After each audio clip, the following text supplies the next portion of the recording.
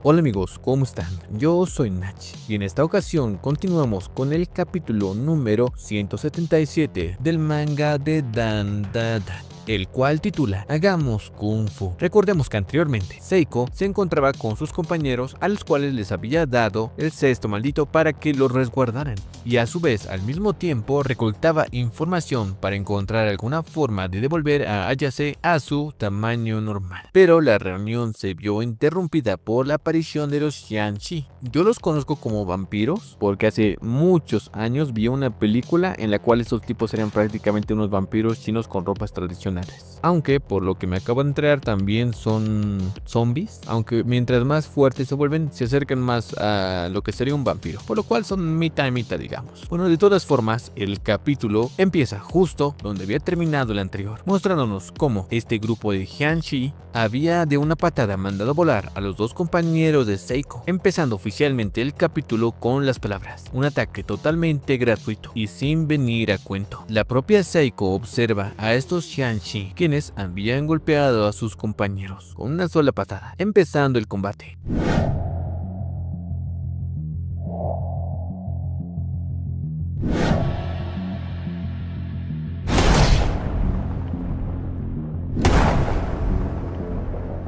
Demostrando en esta cantidad espectacular de paneles Seiko que realmente no solo es una sacerdotisa de Kamijoshi, sino que también es muy fuerte cuando se trata de artes marciales.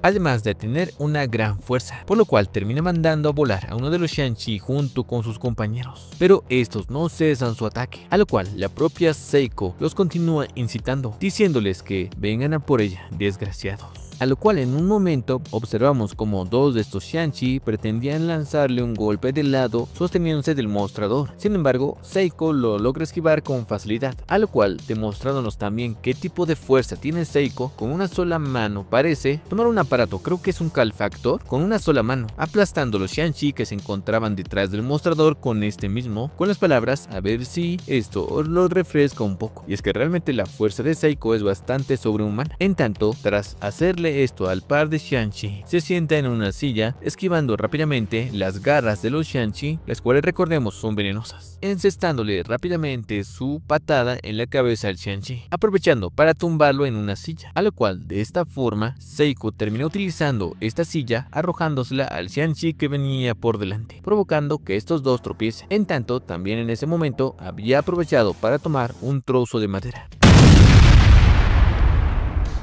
con el cual golpea a este par de Xianxi, mencionando algo interesante que es Nessie. Tras haber acabado con estos Xianxi, decide tomar su bolso para posiblemente retirarse. Sin embargo, observamos como otro Xianxi termina agarrando el mismo bolso, obviamente con la intención de retener a la propia Seiko. Obviamente esto termina enfadando mucho más a Seiko, quien le dice que si es que acaso será un sinvergüenza, propinándole una patada al Xianxi, quien vemos que rápidamente se reincorpora en la pelea, por lo cual esto señala que están siendo controlados porque no parecen ser conscientes de nada de daño que les hace Seiko, a lo cual la misma Seiko termina tomando un atomizador de agua, mojando al Xianxi y luego, mencionando las palabras desinfección y luego en proceso, arrojándole algo del agua caliente que se encontraba en la tetera, mientras todos los Xianxi que ya habían sido derribados continúan levantándose una vez más para pelear contra Seiko, quien sigue arrojándoles el agua del atomizador y de la tetera caliente. Posiblemente estos tengan algunos elementos que sí sean algo que sea peligroso para los Xianxi, como el jengibre o otras cosas. Ustedes saben, cosas de exorcistas. Pero también observamos que hay una silueta que se está acercando al lugar. Entonces, en ese mismo instante,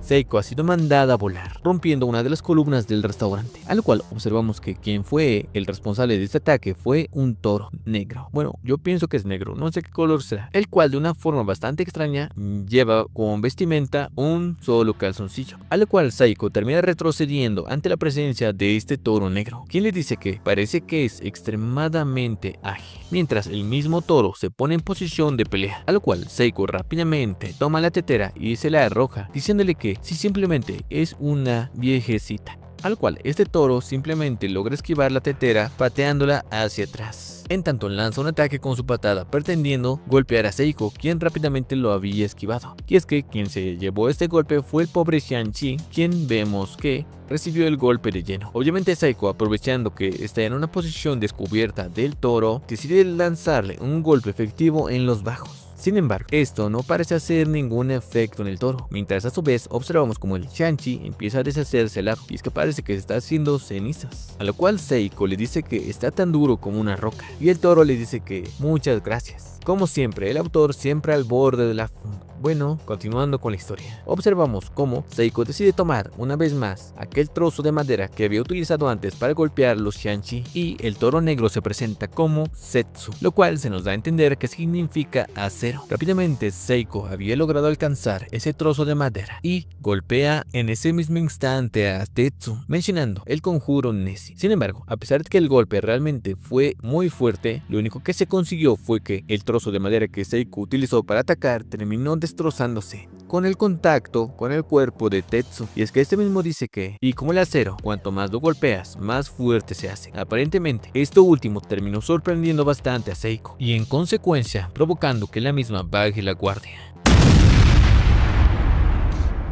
El toro había destruido el piso, por lo cual Seiko no pudo mantener el equilibrio ni la estabilidad, aprovechando el toro para atacar en este momento.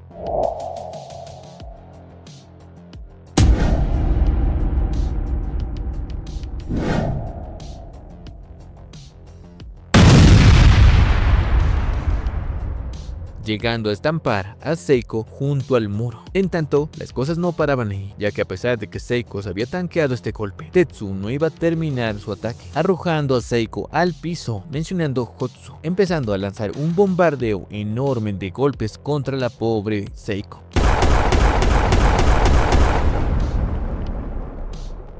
Quien se encuentra de cara al piso, por lo cual no puede reaccionar de forma apropiada ni protegerse, a lo cual Tetsu le dice mientras le lanza un bombardeo de ataques que aunque ella lo golpee o aunque él mismo se golpee y aunque la golpee a ella, él será más fuerte, y que si va a intentar acaso darle un golpe que no se haga daño de lastimarse su mano, y que por favor tenga cuidado. Obviamente Tetsu está siendo muy sarcástico y se está aprovechando para ser cruel con sus comentarios, mientras termina lanzando otro comentario bastante funable por parte del autor, aunque sabemos que le gusta jugar con esta línea muy delgada, mencionando ataque con mis partes, procediendo a saltar sobre Seiko.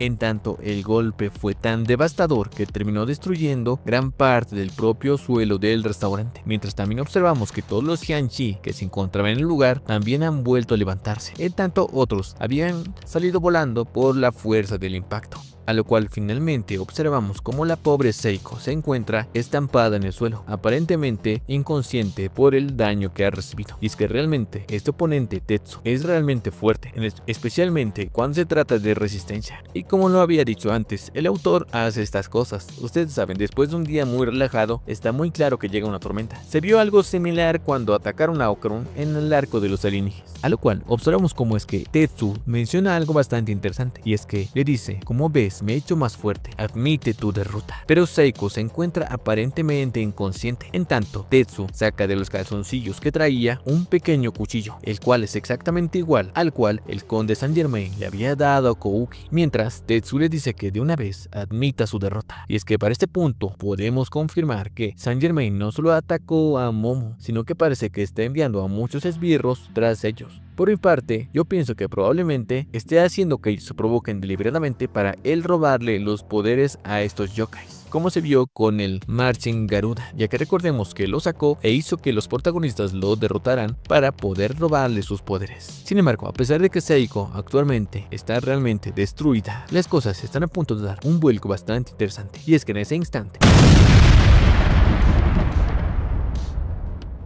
los dos compañeros de Seiko, los coleccionistas de objetos malditos, habían mandado a volar a Tetsu junto con varios Shanshi, mostrándonos que su ataque no fue nada normal, ya que él mismo imita el aura de un Jinja. En tanto, Seiko logra recobrar algo de su conciencia, observando cómo sus compañeros habían recobrado la conciencia y se estaban uniendo a la pelea. En tanto, observamos cómo uno de estos menciona: no me lo puedo creer, los tíos estos han aparecido de repente y se han puesto a dar patadas. Mientras su compañero responde: sí, y si es que acaso llegaban a romper algún objeto maldito. A lo cual el panel final nos muestra cómo es que ambos aparentemente también tienen habilidades espirituales, mencionando uno de ellos. Vamos a enseñarles lo que es una maldición de verdad. Y es que aparentemente estos dos, como había mencionado en el capítulo anterior, sí tienen capacidades espirituales de pelear. Y por lo que se ve son un dragón negro y un fénix. Al menos eso es lo que yo pienso en general, y también algo que había visto en un comentario por allí en Facebook. Mientras también alguien me había comentado que uno de ellos estaba buscando duendes y que puede que se trate del estudiante de la enfermera que estaba buscando también a los duendecillos. En ese momento la teoría decía que probablemente Kouki tenía las habilidades de este sujeto para poder ver duendes, pero ya que observamos que este tiene una habilidad de Fénix,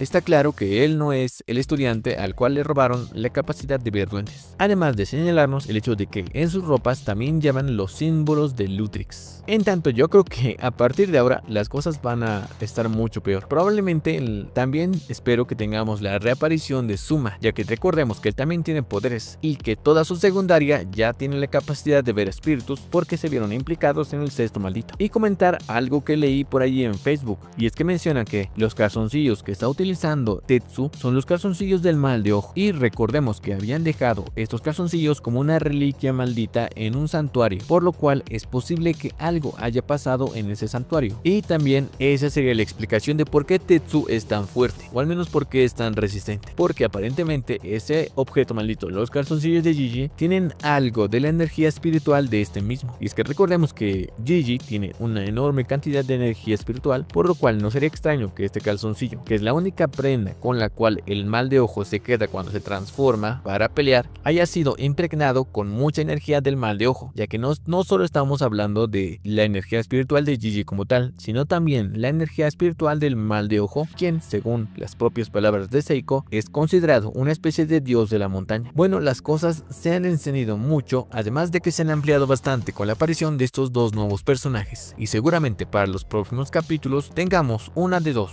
o estos tipos logran espantar a estos yokais, o la guerra o el ataque de los yokais empezará de una vez, como fue en su momento el arco de los globalistas. Bueno, sin más, hasta aquí llega el capítulo de Dan.